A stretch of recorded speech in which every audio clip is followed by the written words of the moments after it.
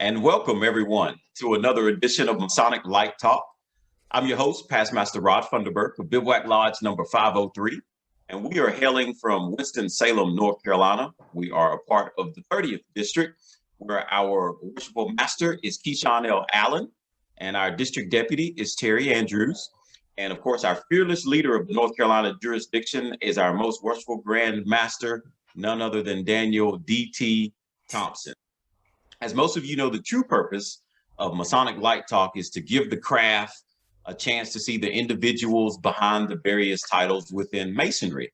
And it's also to allow everyone to see that we're all just regular people with regular lives experiencing the good, the bad, and sometimes the ugly of life. And we also want it to be very clear, when people ask, what are the Masons all about?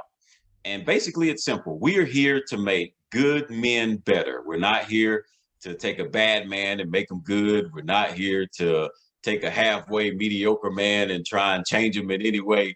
But we are here to make good men better in their personal lives, in their work lives, in their family lives, and in their spiritual lives. We're here to make good men better. And of course, for those of you who are just beginning to follow us, we have been including all houses within the North Carolina jurisdiction. So if there's any house or anyone you would like to see broadcasted, we will try and do our best to make that happen. Please just let us know who that would be.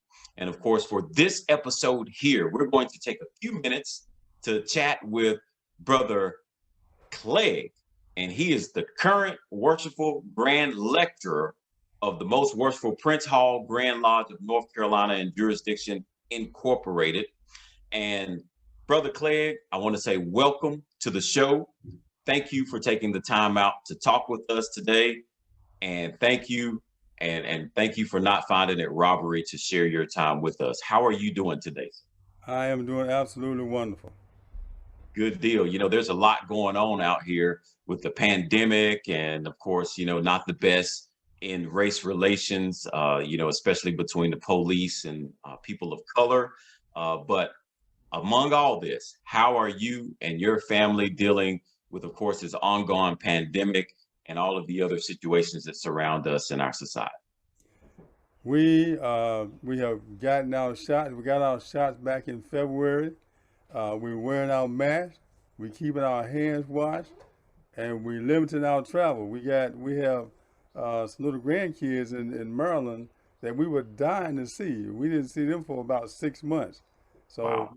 we finally did get up to see them a few weeks ago, and hopefully be going up again sometime soon. But we're keeping safe, and I tell you, with everything going on in the news today, we gotta watch our backs out there as well. Yes, sir, we do. And you said it all at the beginning. You said you've gotten your shot. You're still being careful. You're continuing to wear your mask as you go out. You're continuing to wash your hands and try and still social distance. And I hope everyone listening will continue to take that at heart, even if you get your shot. Let's not think it's a cure all and just forget about the basics of wearing the mask, the basics of washing your hands and staying clean and still trying to be distant at the times that you can. Thank you for reminding us of that, Grand Clegg. We do appreciate that. And even though And they've lifted and even though excuse me, and even though they've lifted the restrictions, I'm still wearing my mask. yes, sir. Yes, sir. That's very important. And I am doing the same thing because we just don't know. We just don't know. We don't know enough about it, at least in my opinion. I am definitely not a doctor, but I'm deciding, just like you, to err on the side of caution. Yeah. And Graham, we're just gonna move along into the interview. But before we really get started into the topics, would you want to take a couple of seconds or minutes just to tell us a bit about yourself? You're married, children, education, military service, if any, etc. Yes, sir. I was born in Durham, North Carolina, some 74 years ago, and I have an associate degree from in accounting from Durham Technical Institute. I've been married to the love of my life for 46 years. Beautiful. Yeah, man, 46 years. I wouldn't know how. I've been married longer. I've been with her longer than I was by myself. All right. So we have a daughter, we got a son, we have a daughter-in-law, and three little grandchildren. I served 3 years on active duty in the United States Army as a cook. And I Hmm. got out and I stayed out about 6 years and I joined the Army Reserves, Hmm. where I started out as a cook. And then I went to drill sergeant school and became a drill sergeant and retired uh, about 23 years later. As a drill sergeant, we would go down to Fort Jackson and we would actually take over basic training, run basic training. So I learned a lot of leadership skills and everything through that. Yes, sir. So as a drill sergeant, you were one of the ones who actually prepared the troops. The gentlemen who came in as soldiers and enlisted, you actually prepared them to before they actually became soldiers. They had to come through you, correct?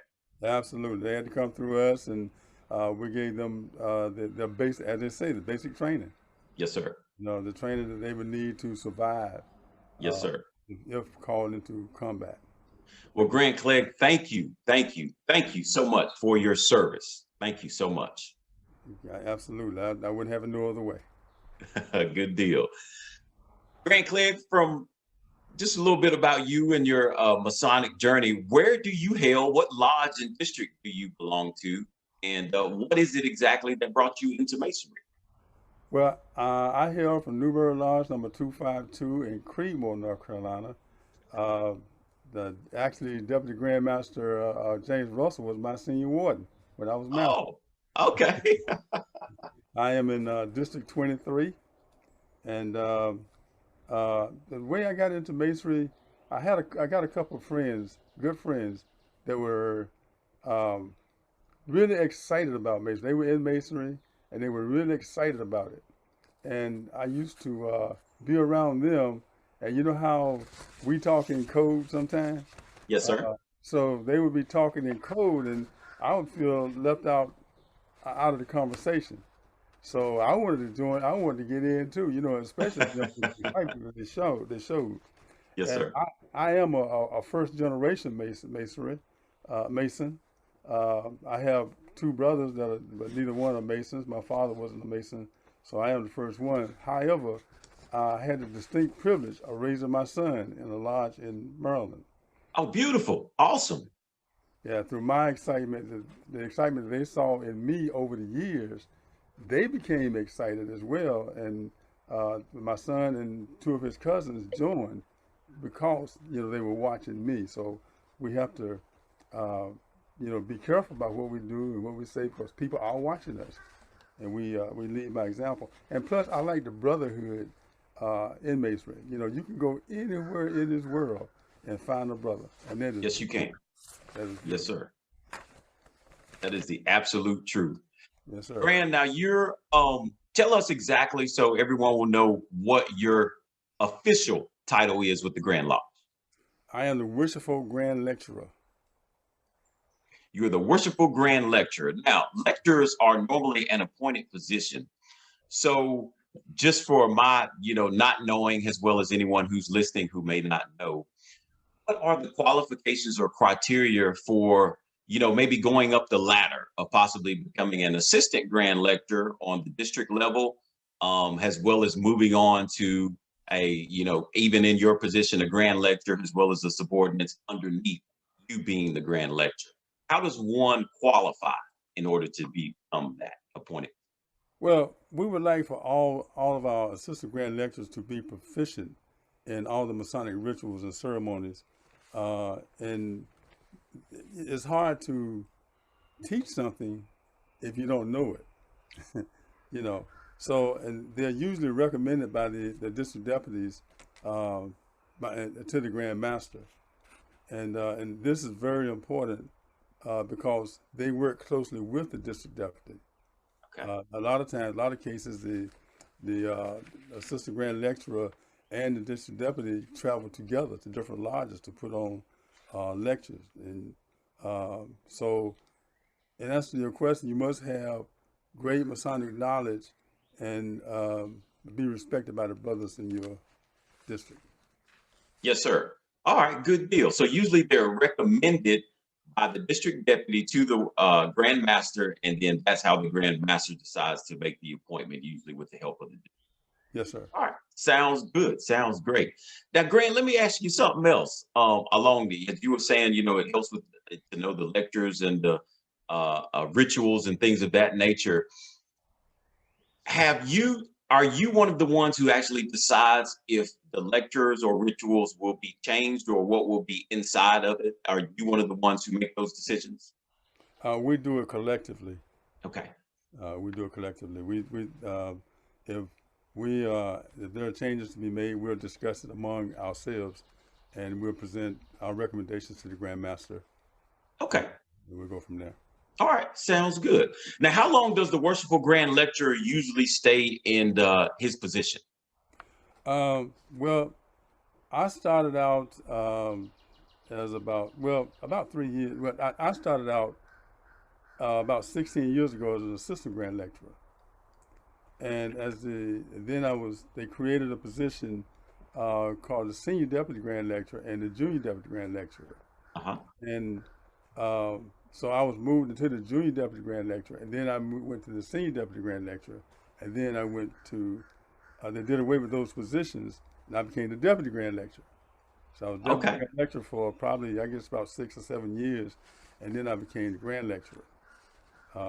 And I and we there's no term limit on the position Oh, of grand lecturer because it is an appointed position. gotcha. So Okay. the discretion of the grand master.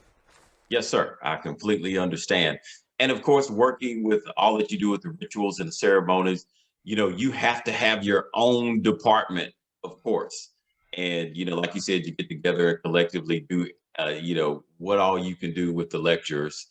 Um, with your department, the lecturers department in Freemasonry, can you tell us how that department works, without, telling things that shouldn't be told, but can you just tell us how it just kind of operates from a department standpoint?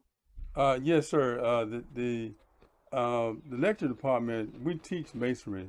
So our main objective is to get the North Carolina jurisdiction in doing the same thing. Uh-huh. So in order to do that, we usually have now before the pandemic, we had our quarterly meetings, Yes, and sir. at our quarterly meetings we would do training, and at those trainings we would go over, we might go over third degree or second degree or maybe cornerstone land or something like that, but whatever we went over, that lecturer, the assistant grand lecturer, would go out in his district, and he would give that lecture to his district. Then we also have a position called the regional grand lecturer, and that regional grand lecturer job was to keep the assistant grand lecturers in his region Hmm. informed, Yes, sir. so that if they should happen to miss a meeting, they could bring them up to speed on the lecture, the training that we went over, and that way all the lectures will be teaching the same thing, and hopefully, eventually, we can get everybody on the same sheet of music. Okay, sounds good. So the department is to make sure that the whole jurisdiction is all on the same page so that when we walk into, a lodge in this county or that county or the other county, we feel 100% comfortable knowing and feeling like we're at home because ritualistically and ceremonial wise, everyone's on the same sheet of music. Yeah, absolutely. It should be like I know when I was working, I was a sales rep. When I was working, I called on a lot of grocery stores. So you can walk into a food line and go right straight to what you're looking for because all the food lines are basically set the same way. Yes, sir. It That's should right. be with us. We should be able to, like you said, go into a lodge and not feel like a stranger Yes, sir. because everybody's doing it the same way.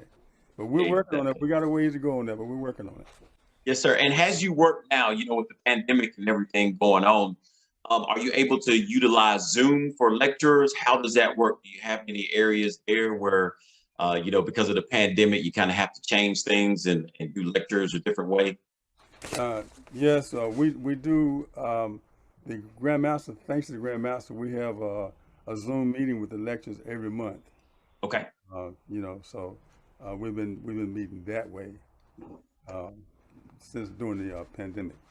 Okay, gotcha. So Hopefully, still on Zoom. yes, hopefully that'll change soon. Yes, sir. We definitely hope so. And of course, like you said before, even if it changes, we still need to put on our mask and take the necessary precautions to protect each other. Absolutely. Absolutely. Yes, sir. And Grant, now you mentioned some of the lectures that you do, whether it's cornerstone laying and some of the degrees that you go over. What is your favorite lecture, or what is your favorite ritualistic ceremony? Oh man, I've always loved doing all the ritualistic ceremonies ever since I've been in masonry. When I first got in, there was we had a senior deacon in my lodge that was sharp, and he took us through the middle chamber, Yes, and sir. I said, man, I was so impressed. I said, I want to be just like him, Yes, So my sir. favorite is doing the middle chamber, um, but but I like all the trainings at our meetings, and I pride myself on being able to sit in any position at any time that I'm called on to do that. Because a good leader leads by example. That is correct. You said a mouthful there. Yes, sir. Yeah. Absolutely correct. And you mentioned the middle chamber being one of your favorite. It's one of the favorite that I love seeing done as well. And we have a brother in our district, and I'm sure you know who he is, the 30th district. Brother Todd Corley Oh yeah. does an excellent job on the middle chamber, and he gets you so excited. He really does. Yeah, he's one of our assistant grand lecturers. Yes, sir. Yes, sir. Yes, he is, and he's doing a magnificent job. And y'all continue to do what you're doing.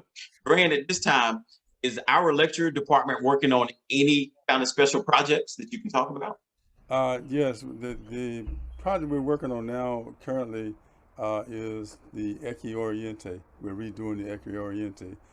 We started out, we had a committee consisting of myself, the Deputy Grand Master, and the regional Grand Lecturers, and just one district deputy. And we went through the whole book, and we made typographical changes. We made we corrected errors and stuff that was in the book, because the book had a lot of errors in it. Yes, And sir. we took out stuff that didn't need to be in there. We put in stuff that should have been in there. Yes, Uh, sir. so now I mentioned to you a minute ago that we have our monthly lectures meeting with the Grand Master. Yes, And sir. what we've been doing now with that is proofing what the committee did. So we started a couple months ago with the first degree, and now we're all the way through the third degree, and now we'll be working on the burial ceremonies tomorrow night, as a matter of fact. Oh, wow. Yeah. Wow. So Now, uh, Grant, you mentioned those Zoom meetings and the lectures that you're doing, right? mhm. And a lot of times you said you're also working on the burial ceremonies, and there are brothers sometimes who may not be involved, I guess in the lecture department, but they may be interested in learning the burial ceremonies or even some of the other ceremonies. And as you said, you're going to be going over those. Are those Zoom meetings and Zoom lectures, say the burial ceremonies, would they be open to brothers inside the craft, or is that just a closed department thing? How does that part work if there's a brother who's interested in learning about the burials? Oh no, all of our meetings are open to the craft, so we welcome brothers to come in, because it's good to get input from brothers, all over the jurisdiction. Yes, sir. That is one way we can get everybody to doing the same thing too. You know. Yes, sir. And those burial ceremonies are just so important. And that is an opportunity to wish your brother farewell the very last time. Um, what do you say to a brother who might be on the fence or not sure about checking out the lecture ceremonies or what you do on the lecture at night? What would you say to kind of, get them off of the fence and say, come on over and check out what we got going on the Zoom meetings as far as the lectures go? Well, I would just let him know that we have an open door policy, so anybody is welcome, and don't be afraid to speak up. Because we do have Grand Lodge officers. We have just regular brothers. But so everybody uh, tunes in, and we welcome everybody. Yes, sir. Well, thank you for welcoming everybody. We appreciate that. And that's what Masonry is all about, having the doors open to the craft, the doors open to the brothers to answer questions, as well as take suggestions that brothers may have. Thank you so much for that input. Now, if there are any brothers out there, especially new ones, who might be a little hesitant about, just coming and making suggestions, or maybe even asking questions, but they may feel more comfortable about asking you a question one-on-one. Is there a way that they can maybe get in contact with you, or just say, hey, Grand Lecturer Clegg, I didn't want to speak in front of everybody, but I'd like to maybe talk to you. Is there a way that brothers can get in touch with you, whether it be email or Zoom or however is best for you? Actually, there is. I have a lot of brothers that do call me from time to time, to ask me questions that they don't feel comfortable about asking in front of a group. Yes, sir. But yeah, my excuse me, my I have a cell number. My cell number is 919-812-6494. They can call me anytime. If I missed a call, I promise to get back, as we used to say in the military, by close of business that evening. My email address is Ted Clegg, TEDCLEGG 46 at gmail.com. And like I said, I'll always try to get back. Well, thank you, Brother Clegg. And brothers and sisters, whoever's out there listening, if you do have a question for our Grand Lecturer, Brother Ted Clegg, he just gave you his information. He has a cell phone number. You can get him at 919-812-6494. And he also has an email. You can get him at Ted Clegg, TEDCLEGG at gmail.com. And he is open and willing to answer any questions that you may have. That's Ted Clegg 46. 46. I'm sorry, Ted Clegg 46. Yes. Email Ted Clegg, TEDCLEGG 46 at gmail.com is how you can get him. Grant, thank you so much for everything that you have done and answered. Is there anything else that might be on your heart concerning Masonry, concerning lectures, concerning life in general that you would love to share with us and the rest of the crowd?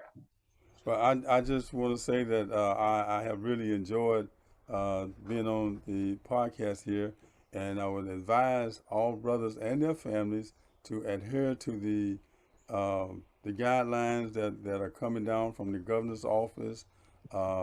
Let's not get out there and try to, do too much. Let's take the precautions and be safe. So.